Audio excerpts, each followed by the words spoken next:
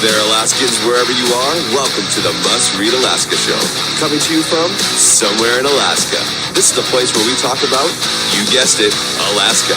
Where we keep the mainstream media on their toes and where we are standing up for what's right in a world run by leftists. You can find out more by heading over to mustreadalaska.com and also checking out the Must Read Alaska YouTube channel for some really great content. But first, let's get this party started.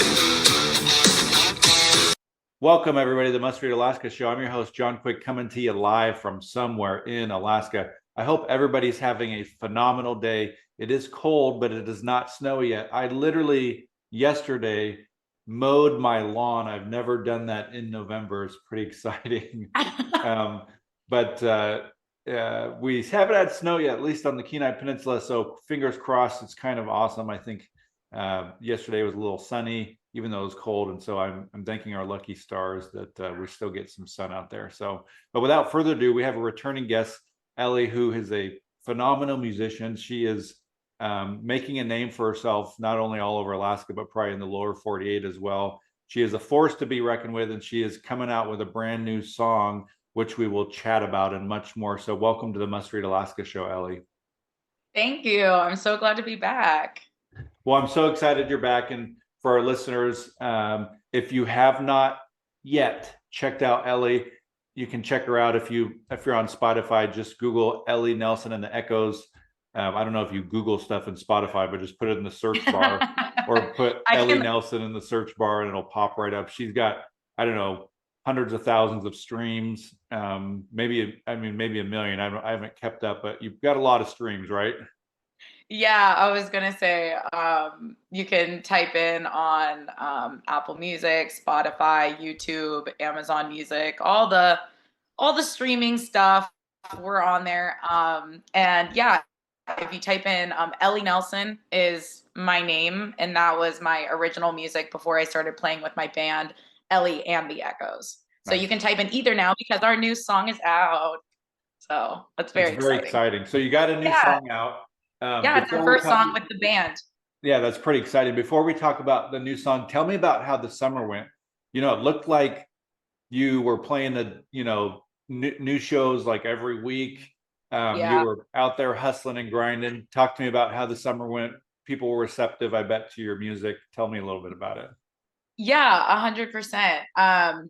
So it was my first summer that I would say that we were actually that I was like a gigging musician. I had done a handful of shows before, like Music in the Park, which is a little, they play live music every Wednesday in Soldotna. So I had done that a couple times, but it was really like the first summer of grinding.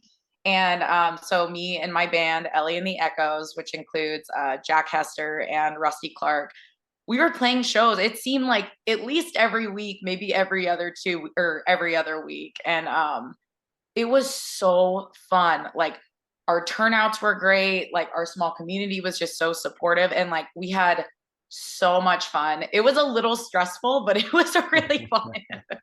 We had a really great time. So what's the furthest place you went to in Alaska? Did you go to the Chicken Festival thing, or what's the farthest out place? We didn't make it that far this summer. We went to, I think our farthest show was Seward. We played in 4th of July, and then we made it down to Homer. Nice. So this next year we really want to extend to like Anchorage and farther and start, because I feel like the peninsula is like, oh, I've heard of that band, you know what I mean? But we want to start extending ourselves throughout Alaska, and it's fun to go on road trips with the boys too. It's a blast. Nice. So you wrote it. You're coming out with a new song.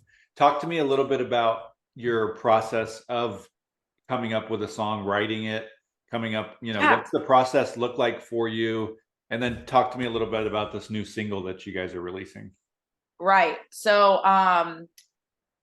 let's see. I normally have to go through something like traumatic, which is just on brand for me. I go through some kind of a feeling that I normally don't know how to deal with. And so I pick up a pen and paper and I just start writing. And a lot of time, it's cool now because that's how it used to be. I was responsible for, putting the piano down, figuring out the different chords, like shaping out the song. But now I get to collaborate with Jack and Rusty. And so this one actually had started with a little riff that Jack was playing, just some chords. And he was like, can you write something over this? And I was like, yeah, sure. And then something had happened and I was like, perfect opportunity. So I just started writing. And it's really weird though, because sometimes like if I really force a song, it'll take me a month of just like going over, changing things, readjusting. And the songs that me and Jack specifically and Rusty have written together have been written in like 20 minutes. Like we just work really well together, which is such a blessing. It's like in multiple minds on a song can only make it better, right? And so it's been a really, really cool experience. But yeah, I mean that's basically how it goes. Something traumatic happens, we come up with some chords, and then I just puke on the paper, and we have a song for Ellie The Echoes. So what's this new single called? What's it for folks who haven't listened to it yet? It's called Bad Decision, and it was actually released on October, I want to say 19th. So yeah, it's available on all streaming platforms. And it is nothing I have done before. Like for those of you who have not listened to my music previously, I have a lot of piano and violin, and I would say it's in the pop genre for sure, but kind of like sad girl pop genre, I guess. But working with the boys now, I feel like we're like a rock band. Like this song is like, and Rusty plays a sick guitar lead, which is totally, a lot of people are like, dude, it sounds like 80s rock, which is awesome, but it's nothing I've ever done before. Oh yeah. Oh, who doesn't? Yeah. So yeah, we've had really good reviews so far, which is good, because I was really nervous about coming out with something so different and not like on brand for me, if you would say, but people seem to really like it, so I'm stoked. Yeah, is that part hard? Because it's like, I feel like, when somebody writes a song, it's like similar to maybe writing a short story or a poem, and everybody gets to read it, and I'm sure people tell you what they think about it. Is that oftentimes daunting, because the feedback is not always guaranteed positive? Right. It is really scary, like putting yourself out there like that.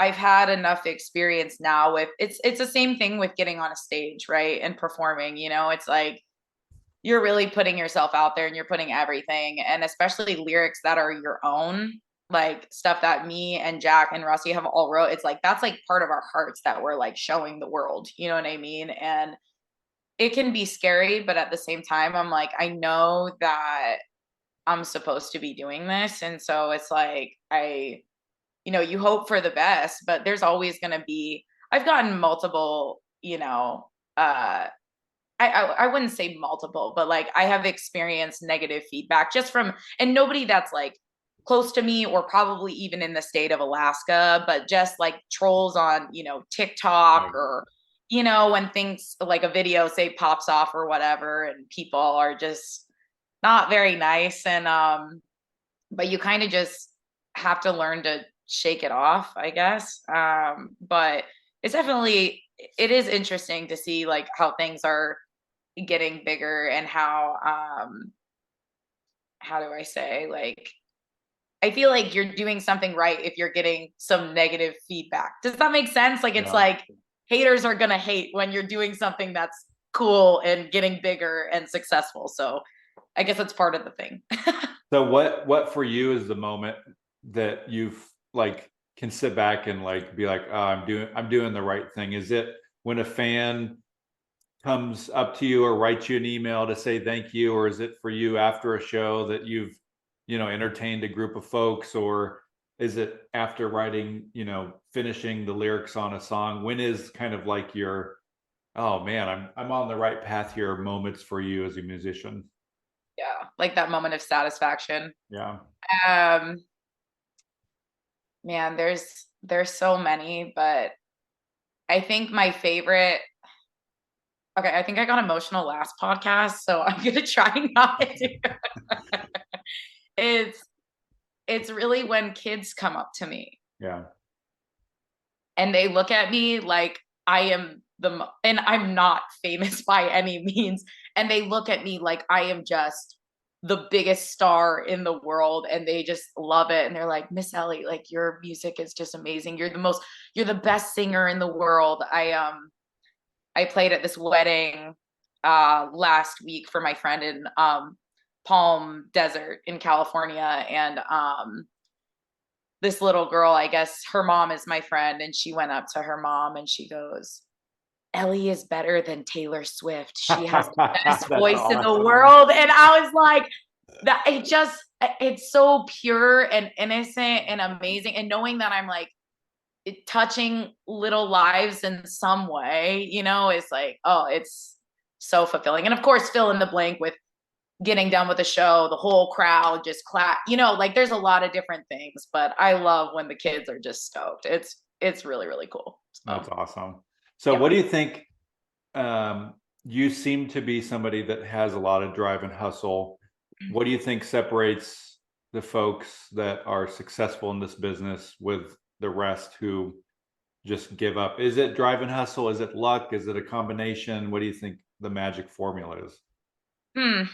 I think it's got to be some kind of a combination, but because there are people that like try their whole lives, and like maybe not get where they want to get, and but it's a lot of hard work. Like it's a lot of doing it when you don't really feel like doing it, and it's a lot of risk too, like putting yourself out there. Like it's you have to have a certain level of confidence even when you don't feel like it, like introducing myself to different venues, like shamelessly self-promoting is like, oh my God, it's now I feel like I'm used to it. And I'm like, if I'm annoying people, I'm annoying people. This is what I have to do. You know what I mean? And like on Instagram and TikTok and Facebook and whatever. But it is, yeah, it's a lot of drive. It's a lot of hard work.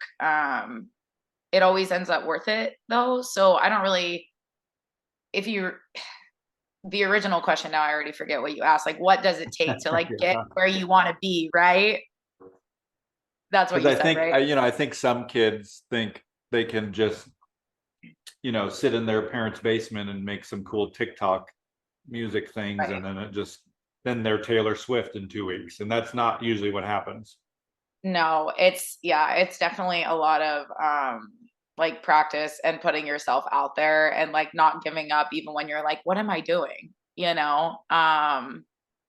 yeah, that's what I would say. I would say it's probably a mix of both, because social media makes a huge difference. There are those kids that literally make one TikTok and all of a sudden they blow up and have millions of followers. That's not my experience, but I've seen it happen, but as far as on my end, like I'm just going to keep doing what I'm doing, and it's definitely a grind. It's definitely worth it. So that's what I would say separates, is like just really do give it my all every time I make something or put something out on the internet or whatever. Nice.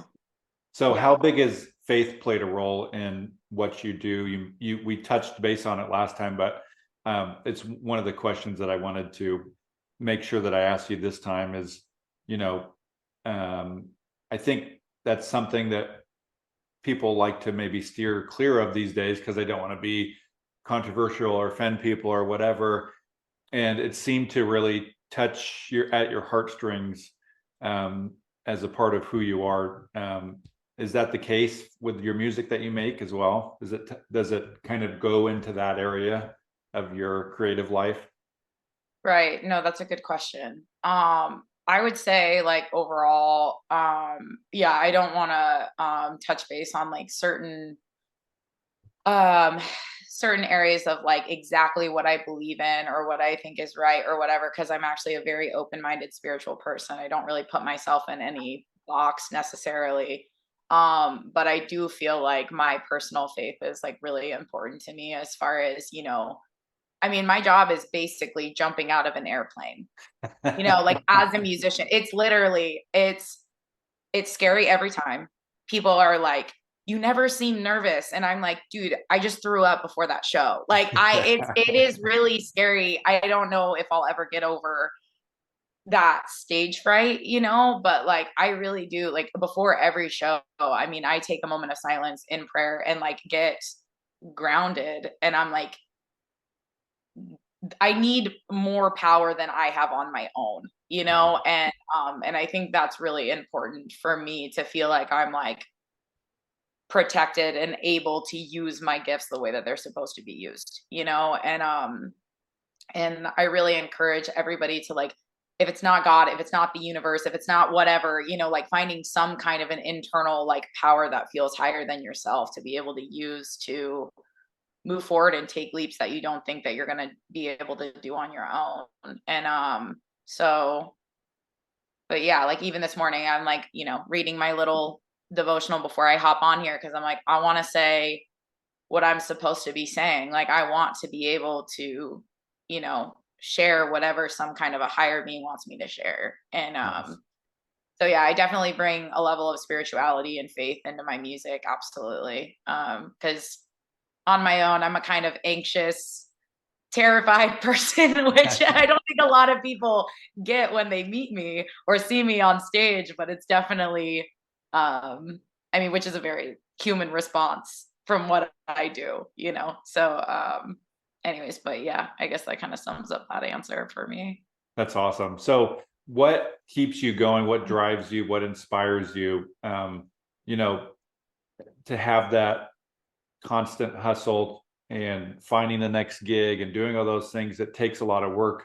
At the end of the day, what's pushing you to the next level? Because I think, you know, there's going to be people that listen to this and hear about you for the first time, go Google you and look you up and listen to your music and think, holy crap, this lady's music is amazing. And they're immediately going to think, well, I could never do something like that. So what inspires you to keep Right. going? Um, that's a good question. I mean, I definitely just always wanted to like succeed at something and feel like proud of something, you know, and like something that like I built. And like, especially now, like incorporating other people too, like Jack and Rusty, it's like we're building like, and it sounds maybe dramatic, but it's like, I feel like we're like building this little like empire or something where it's just like, I just want to keep going and see where this can go. But as far as what really like drives me, I mean, I last podcast, I talked a little bit about my past and where I come from. And I really struggled for a lot of my life and felt like such a failure. Felt like such a failure. I didn't know where I was going with my life. I thought of myself this big, you know, and so there's part of me that feels like I'm doing it for her, if that makes sense. Like I deserve to do something that I'm proud of. Like I deserve to do something that I enjoy and that other people enjoy. And yeah, I mean, I feel like I have a gift, and if I didn't use it, that's like such a shame, you know, because it brings me and other people like so much people that like relate to my own struggles when I thought that I was so alone in those struggles for a long time. You know, there's a lot to it. And I just love it, man. Like Yeah. getting on stage, like, yeah, it's scary and whatever, but like there's nothing more satisfying to me when I'm in that flow. And you hear musicians talk about that flow where like nothing else exists and you are just fully free. And like that is so special to me. So I would say it's probably a combination of all of those things. I definitely wasn't like prepared to answer that question. So those are just like the first No, couple that's things good. that came to my mind. But yeah, That's that's awesome. what I Well, I would think, say. you know, um, I've got to see you live. You played Yeah. our show at the hardware store, and what I can tell folks is, um, you know, you made folks listening to your music come alive, and I think that that's a very unique talent. Anybody, not anybody, but lots of people can get up there and you know, sing a tune or do a, you know, a couple strings on a guitar, but I think very few can get up there and know how to inspire people, and I think that you have that in you, and I hope you keep going with it. That means a lot, especially because you've seen us live. Thank you. Yeah. It's a cool deal. So What's next for you? You got a winter coming. Winter's coming. I know, man. When I woke up this morning to do this podcast and I looked outside, I'm like, it's still pitch black and it's 9 a.m. Like, what is happening? What do musicians do in Alaska when it's winter for 6 months? I think that's a fair question. Well, it's our first winter as a band, so I guess I'll fill you in. We actually, anybody that's on the peninsula or close by, we have a show tomorrow night at the Duck Inn at 8 p.m. It's on K Beach in Soldotna. And we're kind of their house band, I guess you could say. We have a residency with them. We're playing there once a month, so we at least have 1 gig a month throughout the winter, so that'll be good. But we're planning on kind of hitting the grind with recording music over the winter, because this summer we didn't have a lot of time. Like, we're sitting on a lot of music that we've created that we'd love to get into the studio and record, but we haven't really had the time. Yeah. So I think winter is kind of more for like rest, reset, creativity, instead of the hustle and the bustle of the Alaska summer. I think me and you can both relate to that. So I'm looking forward to seeing like what we create and like what we can bring into the studio, and new material that we can bring out on stage too, because a lot of time in the summer, it's like we don't have enough time in between sets to be able to come up with, new songs and new content and stuff like that. So it'll be a good time to, make some more music and come up with some new stuff for you guys. And yeah, so that's the plan. We definitely are going to take whatever gig, that comes our way. But I think our main priority is going to be recording this winter and coming up with some new content for the summer shows. Nice. So last question to you is this: words of advice you'd have for aspiring musicians. Picture the high school kids or the middle school kids wanting to do something like you're doing. What kind of advice would you give to them? Or adults wanting to, follow their dreams and do what you're doing. What kind of advice would you give to them? Yeah. I think a lot of people that I've talked to, I'm thinking of somebody specific that wanted to like get into the studio, and they were like, I just don't even know how. Like, I've always had this dream of getting a studio and recording, or, and fill in the blank. If your dream is to, go to college or get your master's or whatever, it's really like, I think the last podcast I said something cliche, like just do it anyways, regardless of if you're scared. And I still drive that home. It's like, you do just have to do it, but it's like, find that first step that's going to get you one step closer to what you want to do, And so like, if that first step is getting into the studio, it's like, okay, well, let's figure out a song that you want to do. Okay, next step, what call are you going to make today that's going to be able to get you into the studio, or like looking around for different, recording artists and stuff like that. So really just taking it like a bite at a time. You don't need to do everything today, but like just for today, like what is one thing that I can do to get me one step closer to my goal? Yeah, I would say that. And like, if there's a lot of fear and doubt, which I did have in the beginning, like, and we had touched base on like, my faith is a big deal, but also just like, dude, you only live once. Like I think this is a big part of like why I keep doing what I'm doing too. It's like, if I was 80 years old and I look back and I knew I had this talent and I never used it and I never did what I wanted to do, I would be so bummed out, man. Like, I would be so disappointed that I never took advantage of that. So yeah, that's what I would say. One bite at a time, one day at a time, and have a little bit of faith in yourself. That's awesome. Well, I think that advice is stellar. And for folks listening in, I really want to encourage you to go check out Ellie Nelson's Spotify, and Ellie and the Echoes are on there as well.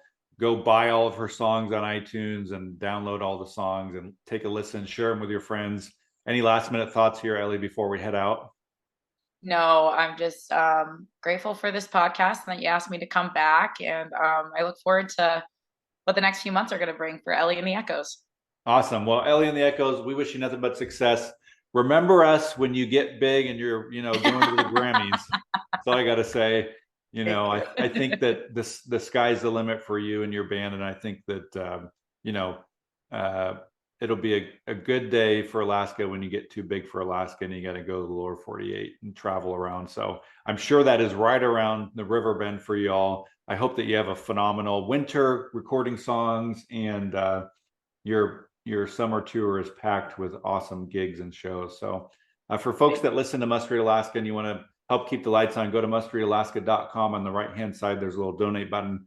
Every $5, $10, $100 helps keep the lights on here at Must Read Alaska. And we really appreciate you coming on, Ellie Nelson. And until next time, I'm John Quick from somewhere in Alaska. Thank you.